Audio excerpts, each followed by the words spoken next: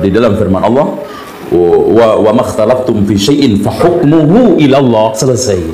Apa-apa yang kalian perselisihkan, hukum pengadilannya itu di Allah. Selesai. Bagaimana sih komentar Allah? Kita berselisih soal masalah sikap kepada kematian, qala Allah, qala Rasul bagaimana? Kita berselisih di dalam masalah manasik haji, qala Allah, qala Rasul bagaimana? Kita berselisih masalah soal dimu, qala Allah, qala Rasul bagaimana? Muhammad nabina binuru hadina min Makkah minuru satal Madinah. Assalamualaikum warahmatullahi wabarakatuh. Waalaikumsalam warahmatullahi wabarakatuh. Bizidni ilma warzuqni fahma, amma ba'd. Pertanyaan datang dari orang-orang Wahabi, tujuan untuk menjebak kita itu, bahwa tanya orang Aswaja saat kumandangkan azan di lafaz asyhadu alla ilaha illallah, boleh tambah ta'ala atau tidak. Yang kedua, selesai lafaz asyhadu anna Muhammadur Rasulullah, boleh menambah lafaz sallallahu alaihi wasallam atau tidak. Kalau kita bilang tidak, berarti sama juga tidak boleh tambah sayyidi Allahumma sholli ala sayyidina Muhammad wa ala ali sayyidina Muhammad. Kalau kita bilang tidak.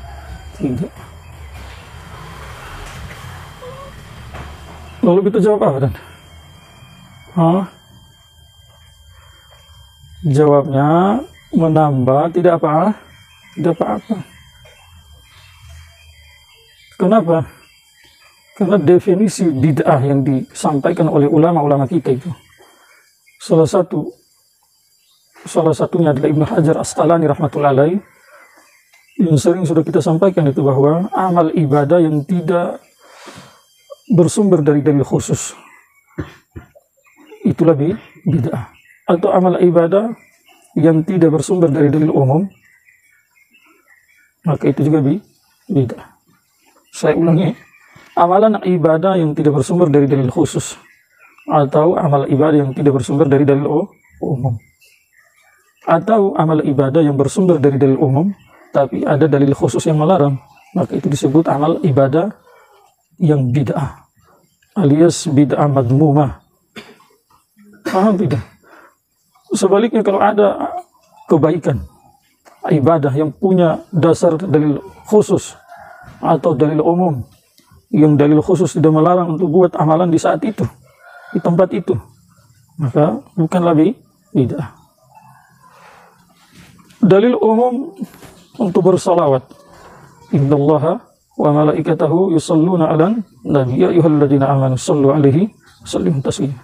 Maka kapan saja mau salawat, sebelum azan, sesudah azan, saat tidur, mau tidur, di mana-mana saya boleh salawat, kecuali dalam saya tidak boleh salat dari lisan. Dalil umum lagi, Nabi bersabda sallallahu alaihi wasallam, yang perawinya adalah Al-Hafiz As-Sakhawi, salah satu murid Ibnu Hajar Asqalani rahmatullahi alaihi, yang beliau nukilkan ini hadis dalam kitabnya Al-Qaulul Badi fi Sholati ala Nabi Isyafi'. Di sana beliau nukilkan sebuah hadis Nabi sallallahu alaihi wasallam, man zakarani falyusalli alayya.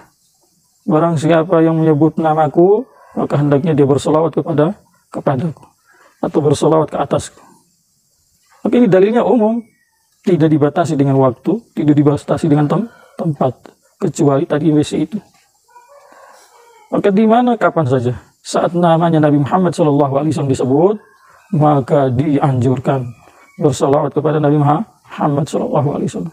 Maka saat muadzin mengumandangkan azan itu, dilafazkan asyhadu anna Muhammadur Rasulullah, saat itu yang dia ucapkan namanya siapa? Namanya Muhammad SAW. Maka kalau muadzin saat mengumandangkan azan asyhadu anna Muhammadur Rasulullah, dia tambah lafaz sallallahu alaihi wasallam berdasarkan dalil umum. Terus digarisbawahi, bukan dia menganggap itu adalah lafaz bagian dari lafaz azan. Maka bagus. Walaupun yang lebih bagus tidak diucapkan itu. Ada bagus, ada yang lebih bagus. Sama juga saat ucapkan asyhadu an la ilaha illallah. Dalam Al-Quran itu banyak-banyak tempat, salah satunya adalah disebutkan subhanahu wa ta'ala amma yusyrikun. Adapun kembali ke Allah maha tinggi, sesungguhnya dia maha tinggi. Subhanahu, maha suci Allah, maha tinggi. Maha suci Allah dan maha tinggi dari sesuatu yang mereka buat sekutu dengan Allah Subhanahu. Maka di dalam hadis juga itu banyak setelah penyebutan lafaz Allah, di sana ada disebut ta'ala subhanahu wa ta'ala. Kita juga sering sebut Allah subhanahu wa ta'ala. Maka setelah mengucapkan lafaz azan, asyhadu an la ilaha illallah, berdasarkan dalil umum, kalau ada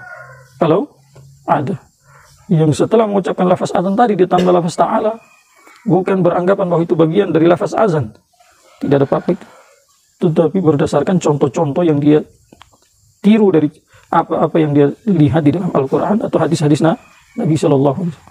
Maka bukan bagian daripada bid'ah madmumah atau bid'ah say'ah, tapi bagian dari kebaikan. Walaupun saya ulangi, lebih bagus tidak diucapkan. Pertanyaan kemudian, kenapa tidak dipraktikkan sama orang-orang aswaja? Kalau boleh, yang namanya nomor satu, tidak ada hajat. Yang kedua, masyarakat awam kan belum tahu masalah ini, belum bertanya sama ulamanya. Maka itulah salah satu kelebihan orang aswaja, belum bertanya, tidak beramal. Kalaupun nanti ada yang buat, ya jangan kaget. Tapi di mana-mana tempat masalah ini belum dimasailkan, belum disampaikan, maka sebaiknya ditinggalkan supaya tidak menimbulkan fitnah. Jadi sesuatu yang belum banyak orang tahu dalilnya itu, terus kita buat di situ yang menyebabkan nanti orang itu ribut, maka sebaiknya ditinggalkan. Dimasailkan dulu, dimasailkan. Bukan berarti dimasailkan untuk diwujudkan, tidak. Tetapi kalau ada yang buat, maka kita tidak kaget. Nah, cuma yang lebih bagus yang diamalkan. Tidak. Maka tujuan orang Wahabi tadi bertanya untuk menjebak kita itu, jawaban kita apa? Boleh. Terus apa makna ayat Al-Quran dalam juz 25? Sebagaimana Allah berfirman, wa makhtalaftum fihi min syai'in fa hukmuhu ila Allah. Apa-apa yang kamu berselisih di dalamnya mengenainya, maka hukumnya dikembalikan kepada siapa?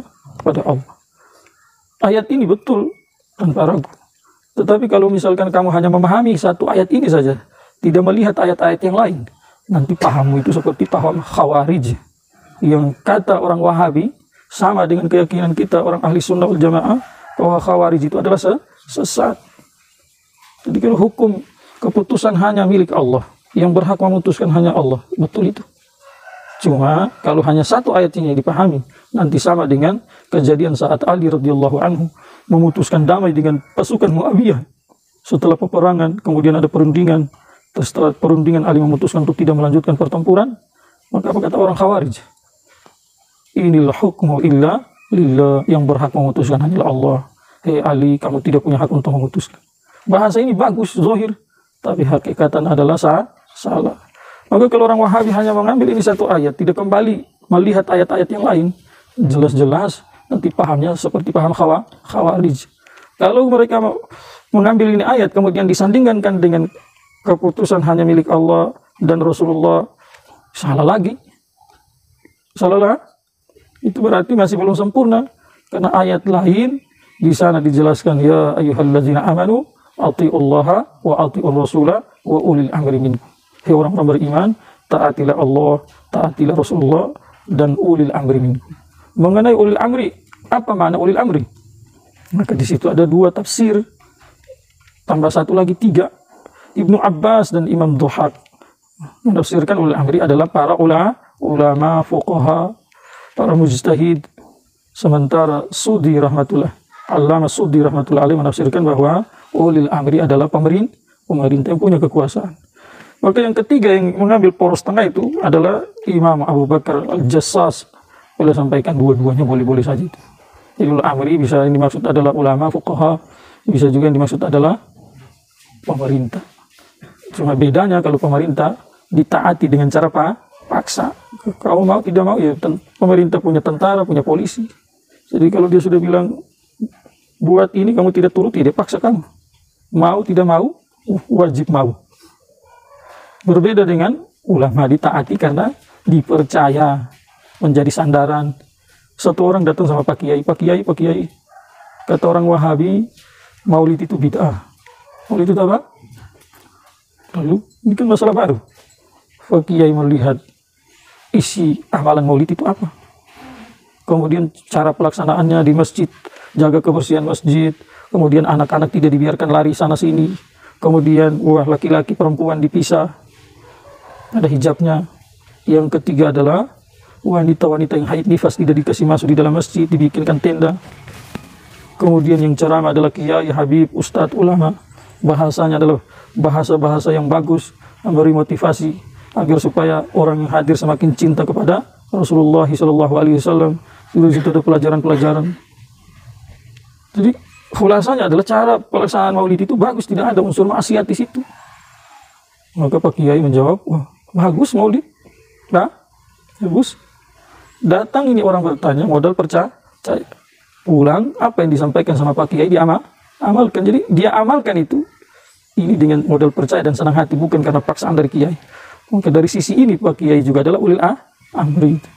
Tapi kalau tanyanya sama Wahabi ya sesat, tidak.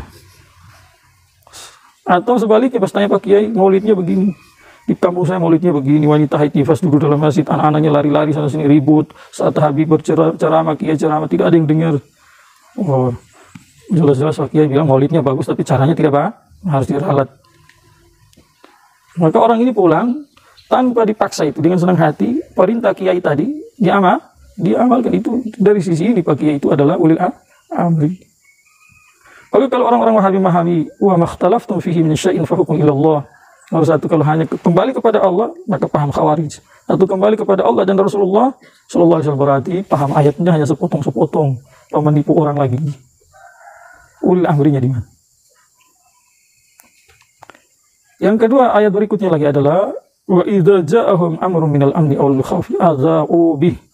Tatkala datang kepada mereka berita aman atau berita khauf, berita menakutkan, tanpa tahqiq langsung mereka ribut, sebarkan.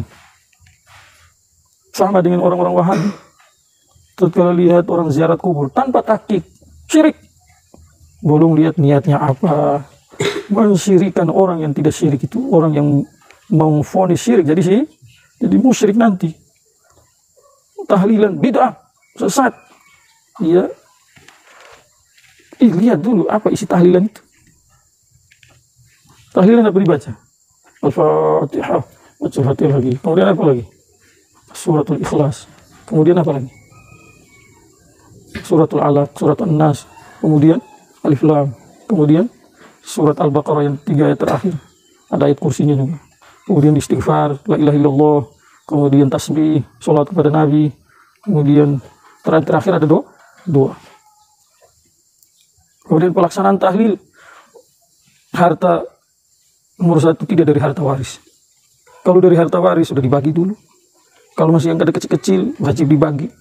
Masing-masing punya bagian pegang di tangan. Lalu setelah pegang di tangan itu bagian, ada yang pingin yang senang hati dari semua bagian harta waris segelintir. Saya niatkan kasih makan tamu, pahalanya untuk bapak yang sudah meninggal, yang kasih uang ini dari warisan atau mama. Dalil umum memboleh, tidak ada dalil khusus melarang. Lalu kejadian saat Ja'far bin Abi Thalib radhiyallahu anhu meninggal dunia, Nabi suruh masak makanan untuk keluarga yang ditinggal. Itu kan perintah toh, tetapi setelah perintah itu tidak ada Nabi ancam kalau ada yang melanggar yang diperintah, maka apa yang terjadi? Nanti azab menimpa, siksanya begini-begini. Tidak ada. Maka perintah yang setelahnya tidak azab itu, maka perintah itu bukanlah satu kewajiban. Makanya orang Wahabi itu tidak belajar usul fikih. Mau belajar usul fikih bagaimana? Mereka tidak punya usul fikih. Kalau ada yang amalkan seperti mana yang Nabi praktekkan bersama keluarganya Ja'far bin Abi Thalib, itu nurun ala nur. Tetapi kalau misalkan tidak diamalkan seperti itu, tetapi tidak melanggar dalil-dalil khusus itu, kayak harta waris yang saya contohkan tadi, setelah dibagi semua dulu toh, terutama kalau masih ada yang kecil-kecil itu yang belum balik dan balik, ucapan tidak dan ya-nya itu tidak diterima sama syariat, wajib dibagi. Setelah dibagi, seperti tadi saya sampaikan, ada yang dengan senang hati mau kasih makan tamu. yang datang. Apa salahnya? Kalaupun ujung-ujungnya kita mau bawa ini sebagian ulama mengatakan makruh kok hukumnya seperti Imam Syafi'i sampaikan dalam Kitabul saya memakruhkan. Kalau orang Wahabi menerjemah wa ana akrahu, kata-kata akrahu diterjemah saya mengharamkan, buat tipu orang lagi. Kata makruh dia bilang haram.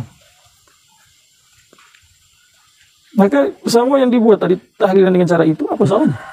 Apalagi ada sebagian orang-orang misalkan di Jawa itu satu orang meninggal nih, keluarga duka tidak bikin apa-apa, mereka buat kumpul-kumpul uang lalu membantu, mau makanan di situ, memasak di rumahnya si A, yang datang untuk menghadiri tahlilan, baca doa untuk yang meninggal itu cuma datang, tetapi keluarga duka tidak buat apa-apa. Ada sebagian yang saya lihat seperti itu. Apa salahnya? Isinya dilihat. Yang berikutnya, kalau orang misalkan fakir, miskin, tidak punya apa-apa, tahlilan, tetangga juga tidak punya apa-apa, tidak siap untuk membantu, maka baca saja doa, tidak perlu ada makan-makan. Boleh-boleh saja. Nah, kalau ada yang paksa fakir miskin jual lahan itu baru bikin tahlilan, nah ini yang tidak boleh. Siapa tahu cuma lahan satu, dari situ penghasilannya untuk membiayai kehidupan dia dan anak istrinya, kamu paksa dia jual lahan, itu yang salah. Tapi kalau misalkan sama-sama tidak ada, Bapak Imam datang, tidak usah mengharapkan amplop. Terus kalau misalkan ada yang kasih amplop, boleh ambil atau tidak. Yang penting tidak mengharap, kalau mau ambil silakan, kalau tolak silakan juga. Yang dibayar bukan doa-doanya, tapi dibayar waktu yang diluangkan untuk itu. Nah, tapi kalau dalam posisi sahibul hajat itu tidak punya apa-apa, maka ya bantulah berdoa, datang, semua datang, buat bantu. Kalau seandainya ada dari kalangan aswaja sendiri tidak mau tahlilan, ya tidak apa-apa juga. Tidak apa? Tidak berdosa. Nah, makanya saat datang berita itu, seharusnya orang Wahabi harus teliti dulu, tapi ya mereka tidak punya kapasitas untuk meneliti. Doktrinnya sudah salah itu dari atas. Selalu dengar, memahami ayat hanya luar-luarnya saja, hadis luar-luarnya saja, akhirnya gampang memvonis. Maka kata para ulama, ini bukan kata saya, dalam di bawah ayat ini, wa idza ja'ahum amrun minal amni awil khaufi adza'u bih, maka ulama tulis itu sesuatu yang di berita datang itu, atau masalah-masalah jadid, tanpa tahqiq langsung kamu memvonis, itu bagian dari dosa besar. Sebarkan lewat YouTube, sebarkan lewat pengajian, tahlil bid'ah, maulid bid'ah, Isra Miraj bid'ah, semua bid'ah. Ziarah kubur syirik tanpa tahqiq. Kata Mufti Syafi'i dalam kitabnya itu Ma'ariful Quran, oleh kata bagian dari dosa besar itu. Maka solusinya bagaimana kalau datang masalah jadid? Maka Allah katakan walau radduhu ila rasuli wa ila ulil amri minhu, ay ilal ulama wal fuqaha wal mujtahidin. Kalau datang dari masalah-masalah jadid, maka serahkan sama Rasul. Rasul sekarang masih hidup? Tidak ada lagi, sallallahu alaihi wasallam. Masalah yang zahirnya itu tidak nampak lewat nas Al-Quran, nas hadis, maka serahkan kepada siapa? Rasulullah sallallahu alaihi wasallam. Sekarang Rasulullah sudah tidak ada lagi, maka serahkan ke siapa? Wa ulil amri minhu, fuqaha, ulama, mujtahid minhu. Serahkan sama mereka yang ahli Al-Quran, ahli hadis, ahli ijma', ahli qiyas. Wa ulil amri minhum la alimahu alladzina yastambitunahu minhum. Maka nanti la alimahu, pasti ditahu masalah itu orang-orang yang punya kapasitas untuk beristihad. Dari sini dalil qiyas yang tidak diakui sama orang Wahabi itu. Kalau saya mau bilang lagi tidak akui qiyas sama ayat ini, mau taruh di mana itu? Terus keluar ayat ini dari Quran, tapi jangan dari Quran aswaja. Apa kata yastambituna? Yastambituna adalah mengeluarkan air dari dasar sumur. Kemudian kalau dibawa ke masdarnya itu istambata, yastambitu, istimbatan. Istimbaton itu, istimbat itu adalah bermakna saat kamu gali sumur dapat air pertama, itu disebut istimbat. Lalu apa makna ini ayat? Maka dijelaskan dalam tafsir itu, maksudnya adalah saat datang masalah jadid itu, untuk mengetahui masalah ini betul atau tidak, haram atau halal, boleh atau tidak, maka diteliti seteliti-teliti mungkin supaya ditahu makna yang sahih daripada itu masalah itu, hukum yang sahih dari itu masalah. Ya, bukan hanya lihat mentang-mentang ini tidak ada di zaman Nabi, tidak ada di zaman sahabat, langsung kita vonis syirik, langsung kita vonis bid'ah. Oh, emangnya lu siapa? Ngajar lagi dulu. Seperti itu. Serahkan masalah kepada Rasul. Rasul tidak ada penggantinya, ulama warasatul anbiya. Dalam Al-Quran ayat lain Allah sampaikan, wa ma arsalna min qablika illa rijalan nuhi ilaihim fas'alu ahla dzikri in kuntum la ta'lamun. Kalau masalah agama tanya ulama. Kalau suntik, cara suntik bagaimana? Tanya dokter, tanya suster yang mahir-mahir itu. Tangkap ikan cakalang bagaimana? Tanya nelayan. Ahlinya ditanya. Maka wa ulil amri minhum itu selanjutnya ayat Allah katakan walaula fadlullahi alaikum warahmatullahi lattaba'tum asyaitana illa qalila. Kamu serahkan masalah jadid nomor 1 ke Rasulullah. Kita sudah tidak jumpa lagi sama Rasulullah, sudah meninggal dunia sallallahu alaihi wasallam. Yang kedua, kamu serahkan masalah jadid kepada pewaris Nabi, ulama. Maka ini bagian dari karunia dan rahmat Allah. Kalau seandainya Allah tidak buat seperti ini, kamu ikut jadi pengikut setan, itu lattaba'tum syaitana illa qalil. Maka orang-orang Wahabi itu karena tidak serahkan masalah-masalah jadid sama pakarnya, ahlinya, hanya suruh kembali ke Al-Quran, suruh kembali ke hadis, sementara tidak memahami Al-Quran dan hadis secara mendalam. Maka jadilah pemberi fatwa ikut hawa nafsu yang dimotori sama setan. Jadi jangan kamu bilang menyerahkan masalah kepada ulama itu adalah satu bencana. Subhanallah, mulutmu nanti dipotong malaikat itu. Dan masalah ini bukan keputusannya sekarang, itu sudah dari zaman dulu. Ulama zaman sekarang itu ngaji dari gurunya disampaikan ke murid-muridnya, dijelaskan. Maka di bawah ini ayat itu, ulama menulis itu bahwa di situ ada 4 kesimpulan. Apa? Yang pertama, bahwa masalah yang baru tidak wajib diserahkan kepada para fuqaha, mujtahid, para ulama. Yang kedua adalah dari ayat ini dapat diketahui bahwa perintah Allah itu hukum-hukum Allah, ada yang sharih, ada yang jelas, ada yang tidak jelas. Kalau jelas-jelas semua bisa, yang bisa terjemah, baca terjemahan saya tahu, aqimus shalah, dirikanlah salat, atuz zakat, tunaikanlah zakat. Orang tahu. Tetapi yang tidak sharih itu tidak bisa. Sembarang orang hafizul Quran saja itu tidak bisa. Apalagi orang yang hanya baca-baca itu terjemah. Mengaji tidak bisa. Hanya mulai angkat Quran, dia terjemah, oh hukumnya begini. Ini ada ayatnya. Subhanallah. Bukan kacang goreng Al-Quran itu. Setiap orang bisa bikin. Maka dari situ yang kedua apa? Hukum Allah ada yang jelas. Yang kedua yang tidak sharih, tidak jelas. Yang ketiga adalah kewajiban para ulama lewat ijtihad dan qiyas masalah-masalah jadid dituntaskan. Yang keempat, orang-orang awam punya keharusan, punya kewajiban. Untuk apa? Dalam masalah jadid wajib mengikuti fatwa ulama, tapi jangan Wahabi. Nanti kamu menyesatkan. Nanti jadi sesat. Atas dasar itu di bawah ayat tadi itu, wa makhtalaftum fihi min syai'in fa hukmuhu ila Allah, di bawahnya itu para mufassir menjelaskan bahwa nomor 1 yang memutuskan adalah Allah. Di bawahnya adalah Rasulullah memutuskan berdasarkan wahyu.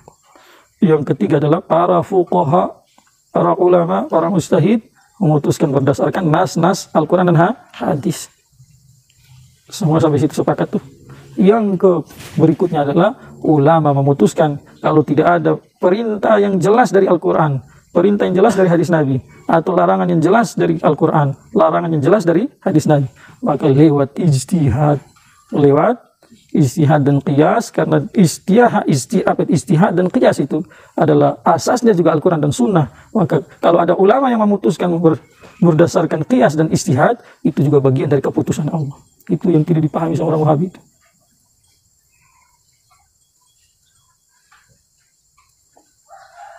Makanya Satu kisah saat Nabi SAW mengutus Mu'adz bin Jabal radhiyallahu anhu kemana? Ke Yaman. Saat diutus, Nabi bertanya sampai di sana, kamu memutuskan perkara menggunakan apa itu? Maka Mu'adz bin Jabal radhiyallahu anhu menjawab, menggunakan Al-Quran. Fa'ilam tajid, kalau kamu tidak menemukan, bukan bilang kalau tidak ada. Fa'ilam yakun atau takun, bukan bilang begitu. Tetapi kata-kata Nabi, fa'ilam tajid, kalau kamu tidak jumpa dalam Al-Quran.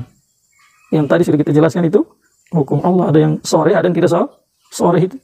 Maka kamu putus dengan apa? Dengan hadis atau sunnah, kata lain. Kemudian Nabi bertanya lagi, kalau kamu tidak jumpa, maka Mu'adz bin Jabal radhiyallahu anhu menjawab bahwa saya akan berijtihad. Beristihad.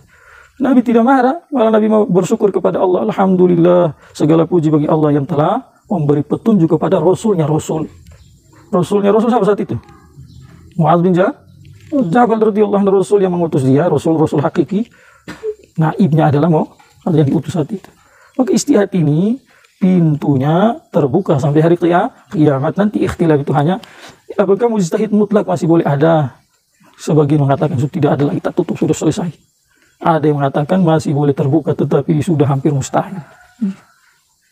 Maka yang ada ya orang-orang yang beristihad dalam mazhab, mengikuti usul-usul imam-imam zaman dulu. Maka apa salahnya kita dan orang-orang Syafi'i, orang Aswaja saat memutuskan tahlil itu boleh, Isra Mi'raj boleh, Maulid boleh, karena mengikuti usul ulama-ulama kita yang punya kapasitas yang Allah suruh untuk ikuti mereka. Yang kata Nabi, kalau mereka salah dapat pahala 1, kalau betul dapat pahala 2. Man ijtahada fa asaba falahu ajran wa man ijtahada fa akhta'a falahu ajrun wahid. Apa qala Nabi sallallahu alaihi wasallam. Barang siapa beristihad betul dalam istihadnya dapat pahala 2. Barang siapa beristihad salah dalam istihadnya dan dia ahli dalam beristihad, maka dapat pahala 1. Sebagaimana yang beristihad betul dapat pahala 2, salah dalam istihad dapat pahala 1, maka pengikutnya sampai hari kiamat itu sama pahalanya itu. Tentu imamnya lebih banyak karena yang mengikutinya itu pahalanya lari ke sini juga. Kebaikan-kebaikan sebab istihadnya imam itu akan kembali ke imam itu. Yang mengamalkan dapat pahala ini juga dikasih sama oleh Allah ke yang memulai istihad. Kita mengikuti orang-orang yang punya stempel mujtahid. Sementara orang-orang Wahabi sudah saya jelaskan sebagaimana disampaikan oleh Syekh Abdul Aziz Dahlegi dalam kitabnya itu. Warna kuning itu tulisannya begini. Wa huwa Muhammad bin Abdul Wahhab, sesuai dengan isyarat Nabi Muhammad SAW. Itulah muncul fitnah dari mana? Dari Najdi. Yaitu kesaksian dari kakaknya Sulaiman bin Abdul Wahhab dan paman juga salah satu pembesar mereka yang siapa itu?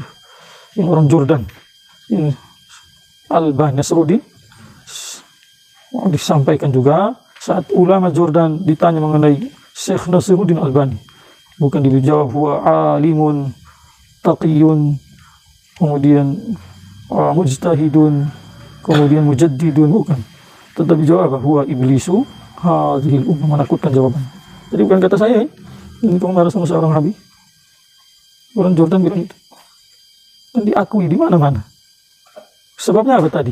Saat melihat masalah-masalah baru tanpa tahqiq, baru 2 tahun, kadang-kadang itu baru 2 tahun belajar, itu juga terjemah, so bikin kajian memfonis sana sesat, sana syirik. Bahaya besar, itu bagian dari apa itu yang disabdakan oleh Nabi Muhammad SAW. Di akhir zaman nanti muncul ulama-ulama yang sesat sesatkan. Ditanya tidak tahu, hanya bilang kembali ke Al-Quran, kembali ke hadis. Semua orang bisa begitu tuh. Kau paham, tapi pertanyaan kamu paham Al-Quran, hadis atau tidak? Kalau tidak paham, maka kita kembali ke orang yang paham. Selesai urusan itu, bebas tanggung jawab dunia akhirat. Tapi kalau kamu tidak paham, so paham, sudah begitu sesat, mungkin jadi sesatkan orang mah. Maka itu jawabannya khulasah yang kita sudah sampaikan tadi. Semoga bermanfaat. Subhanallah.